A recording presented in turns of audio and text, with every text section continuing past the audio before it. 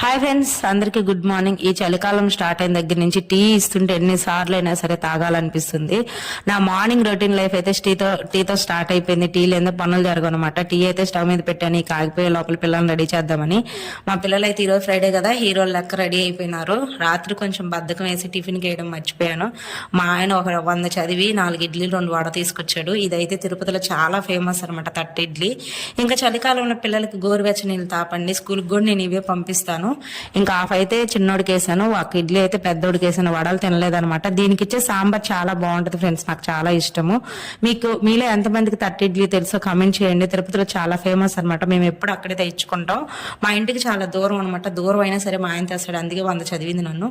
మా పిల్లలు అయితే రెడీ అయిపోయారు. మా చిన్నోడు డ్రెస్ మీద చెప్పులు వేసుకుంటాడు అనమాట. వాడికి అన్ని నీట్ గా కావాలన్నమాట. ఈ రోజు ఫ్రైడే కాబట్టి అందరు వాకిలు కలకలాడిపోతున్నాయి. నెక్స్ట్ వీడియోలో కలుద్దాం. మా పిల్లలకి బాయ్ చెప్పేసి సబ్స్క్రైబ్ చేసుకోండి.